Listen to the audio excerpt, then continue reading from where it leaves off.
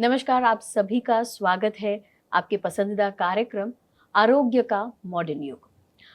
कुछ एपिसोड से हम बात कर रहे हैं किडनी डिजीजेस के बारे में, लेकिन आज हम जिस विषय पर चर्चा करने वाले हैं वो है किडनी डिजीज होते क्यों है, इनसे कैसे बचा जा सकता है और ऐसे अन्य कई सवालों के बारे में हम जवाब जो हैं वो हासिल करने वाले हैं हमारे आज के गेस्ट मॉडर्न होम्योपैथी के founder chairman doctor Vijay Kumar माने जी से। सर, स्वागत है आपका। नमस्कार। और पिछले कुछ एपिसोड से हम किडनी के बारे में ही बात कर रहे हैं। तो सर, जो एक बहुत इम्पॉर्टेंट ऐसा सवाल जो आता है कि किडनी माल फंक्शन जो है या किडनी की जो बीमारियां हैं वो एक जनरल अगर स्टैटिस्टिक्स की बात करें तो किस जेंडर में और किस एज ग्रुप में ज़्यादातर पाया जाता है? सभी एज ग्रुप में है। बच्चों में भी ये बीमारी है नेफ्रोटिक सिंड्रोम की। यंग एज में भी ये है, क्योंकि नेफ्रोटिक सिंड्रोम अनट्रीटेड है या बैडली ट्रीटेड है तो it can lead to chronic kidney disease and end stage renal disease. Adults more than 35 years age के लोग हैं, उनमें डायबिटीज़ की वजह से भी ये बीमारी कॉमन है और ओल्ड एज में भी ये बीमारी कॉमन है। तो सभी एज ग्रुप है, दोनों सेक्स में भी है, मेल या फीमेल में भी। लेकिन कुछ और वजह है। मैंने बीच में एक आर्टिकल पढ़ा था, बुल्ढाना ज़िले में एक गांव में करीबन 200 लोग के क्रॉनिक किडनी डिसीज के पेशेंट हैं। तो पानी में जब लोग बोर का पानी यूज़ करते हैं, भूगर्भ जल, तो उनमें कुछ मिनरल की वजह से, जैसे कि फ्लोराइड, कैल्शियम ऑक्सलेट या कैल्शियम सल्फेट, सल्फर, ऐसी वजह से भी किडनी फेलियर होती है। एडल्ट में डायबिटीज़ ये भी एक महत्वपूर्ण कारण है किडनी फेलियर का, क्योंकि डायबिटीज़ में शुगर सभी जगह जाके रुकती है। जो रक्तवाहिनी छोटी छोटी होती है उसको आर्टेरियोल्स बोलते हैं, वो बंद हो जाती है। तो उसके वजह से एक तो gangrene, heart disease, paralysis, kidney failure, liver failure, ऐसी बीमारी हो जाती है। बच्चों में जब वो नेफ्रोटिक सिंड्रोम बैडली ट्रीटेड होता है तब होता है।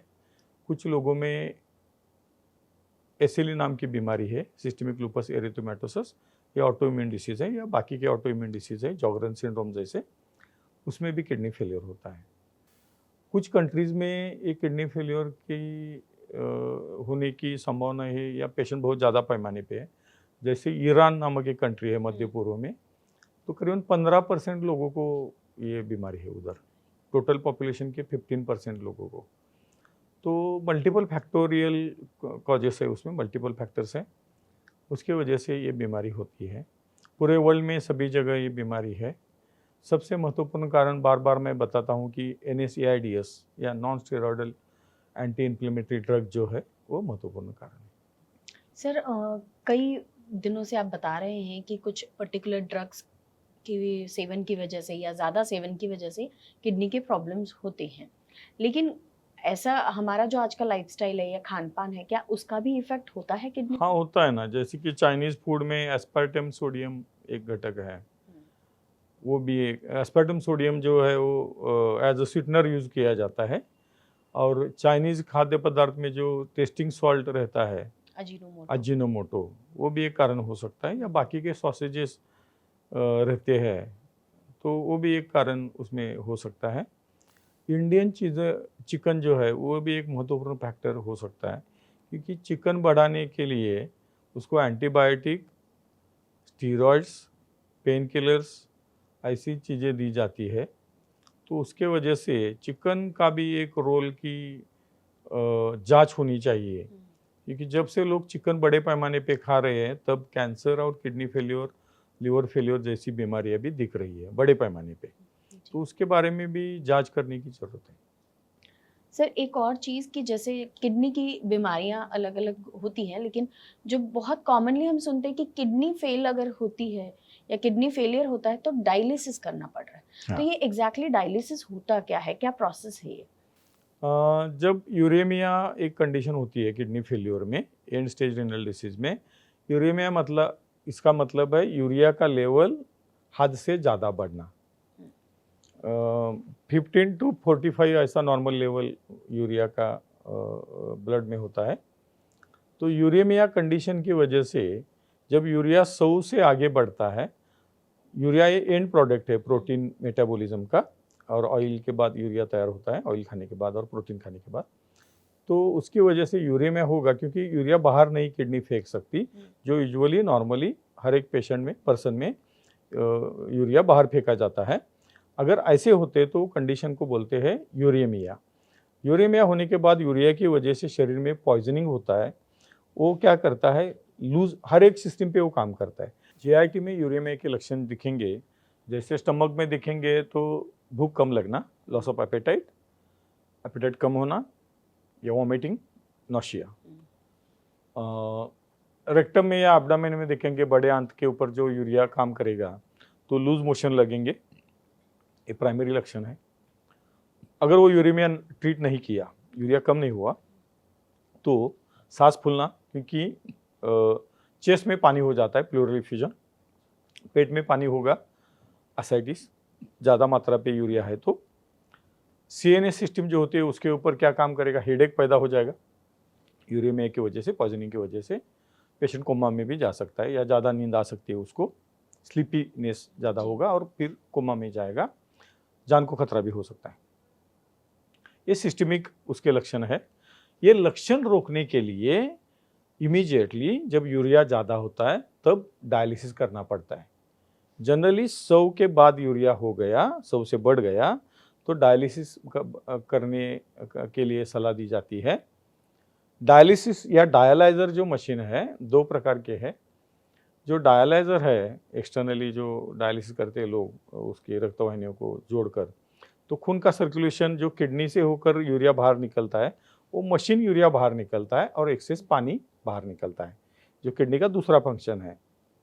इसको डायलिसिस बोलते हैं। तो जनरली हफ्ते में 2 या 3 बार डायलिसिस करने की सलाह दी जाती है, ऐसी बात है। दूसरी एक डायलिसिस है पेरिटोनियल डायलिसिस। शरीर के ऊपर अंदर एक पेरिटोनियम होता है शरीर के अंदर, तो उसमें से जो मेम्ब्रेन होता है उससे पास किया जाता है खून, उसको पेरिटोनियल डायलिसिस बोलते हैं। वो थोड़ी पेनफुल प्रोसीजर होती है, उसका भी सलाह दिया जाता है। ऐसा 2 प्रकार का डायलिसिस करने की सलाह दी जाती है।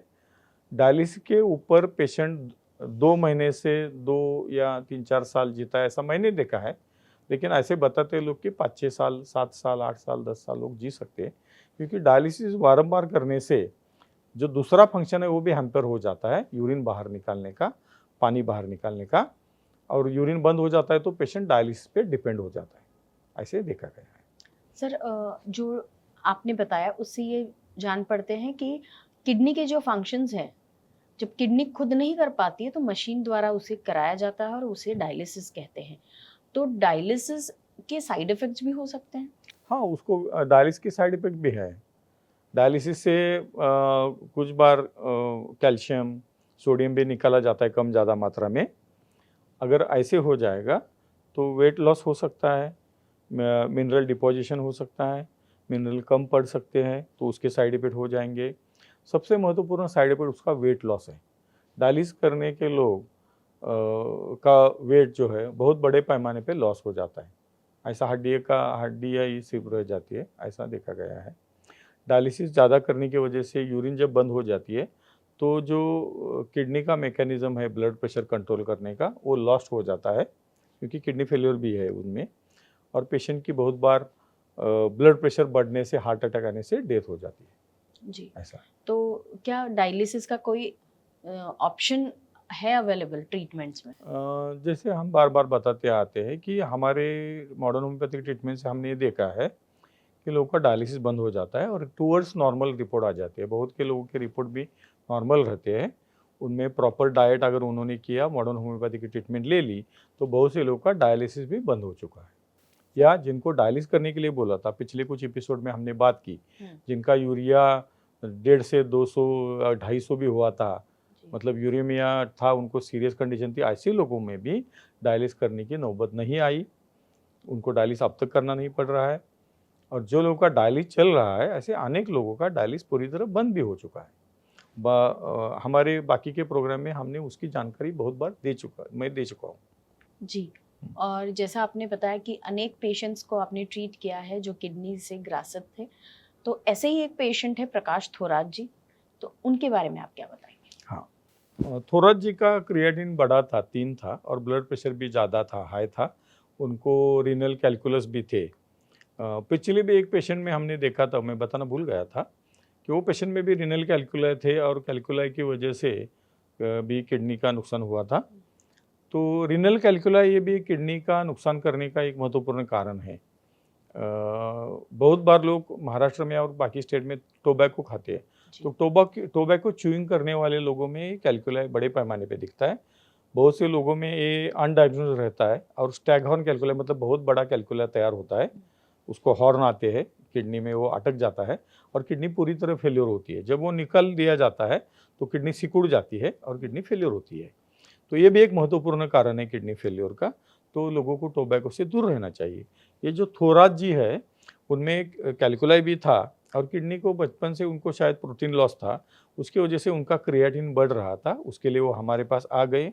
आने के तुरंत बाद उनका क्रिएटिनिन कम हो गया, यूरिया कम हो गया, और पूरी नॉर्मल लाइफ जी रहे हैं। उनका ब्लड प्रेशर भी कम हो गया। बहुत से लोगों में जिनको डायलिसिस बंद हुआ है, या जिनको डायलिसिस करने की नौबत नहीं आई, जिनकी किडनी फंक्शन में इंप्रूवमेंट हो गई है, नियर नॉर्मल आ गए हैं या नॉर्मल आ गए हैं, बिलो नॉर्मल आ गए, ऐसे लोगों में ब्लड प्रेशर भी नॉर्मल आता है। बहुत से लोगों में जो किडनी का एक फंक्शन है खून तैयार करना, हीमोग्लोबिन, वो तैयार नहीं होता, तो ऐसे लोगों को आयरन का इंजेक्शन दिया जाता है। हमारे ट्रीटमेंट के बाद वो भी तैयार हो जाता है, ब्लड प्रेशर भी नीचे आ जाता है, ऐसे देखा गया है, और आयरन भी तैयार होता है, तो आयरन भी बढ़ता है। तो किडनी, इसका मतलब है कि किडनी पूरी तरह फंक्शन कर रही है, क्योंकि सभी फंक्शन किडनी के जो है वो पूरे हो रहे हैं। रिपोर्ट से उसका पता चलता है, बिल्कुल और क्लिनिकल कंडीशन से। सर, आपने तो बताया ही है प्रकाश थोरात जी के बारे में। अब उनसे जानते हैं कि उन्हें ये अनुभव कैसा लग रहा है। प्रकाश थोरात यवतमाल के रहिवासी, उन्हें 2022 में ब्लड प्रेशर की दवाई शुरू हो गई थी। कुछ दिनों बाद उन्हें न्यूरोलॉजिकल समस्याएं शुरू हो गई, और डॉक्टर्स ने उन्हें वे एंजाइटी से पीड़ित है ऐसा बताया। उसी दौरान उन्हें पेट फूलने की समस्या होने लगी, और ब्लड टेस्ट करने पर पता चला उनका क्रिएटिनिन बढ़ गया है और उनको किडनी फेलियर की समस्या है। डॉक्टर्स ने उनको डायलिसिस नहीं तो किडनी ट्रांसप्लांट करवाना पड़ेगा ऐसा बताया। नमस्ते, मेरा नाम प्रकाश थोरात है। मैं कड़म जिला यवतमाल का रहवासी हूँ। अगस्त 2022 में मुझे बीपी की गोली शुरू हो गई थी। उसके बाद यवतमाल के हॉस्पिटल में मेरी ईसीजी और टीएमटी टेस्ट की गई और मेरी दवाइयाँ शुरू कर दी गई, और कई दिनों तक मैं वही दवाइयाँ लेता रहा। उनकी न्यूरोलॉजिकल समस्या शुरू होने के बाद वे 3 दिनों तक न्यूरोसर्जन के यहाँ एडमिट रहे, और उन्होंने एंजाइटी के लिए कई अलग अलग उपचार लेना शुरू किया और अपने आहार में बदलाव भी किए। उनका बार बार पेट फूलने के समस्या के कारण डॉक्टर्स ने उन्हें ब्लड टेस्ट करने का सुझाव दिया। टेस्ट करने पर यह पता चला कि उनका क्रिएटिनिन बढ़ गया है और वे किडनी की समस्या से पीड़ित है। दिसंबर 2022 में मेरा सिर का प्रॉब्लम शुरू हुआ और 6 दिनों तक यवतमाल में न्यूरोसर्जन के यहाँ एडमिट रहा। डॉक्टर्स ने बताया कि मैं एंजाइटी से पीड़ित हूँ और 6 महीनों तक एंजाइटी की दवाइयाँ लेता रहा। दवाइयाँ लेने के बाद भी मुझे बिल्कुल आराम नहीं मिला, तो मैंने आयुर्वेदिक दवाइयाँ भी ली। उसी दौरान मुझे बार बार पेट फूलने की समस्या होने लगी। मुझे बार बार बुखार आने लगा था। मैंने यवतमाल में एक अस्पताल में दिखाया और वहां मेरे ब्लड टेस्ट रिपोर्ट में पाया गया कि मेरा क्रिएटिन लेवल 2 इतना बढ़ गया था और मेरी टीएलसी की मात्रा बढ़ गई थी।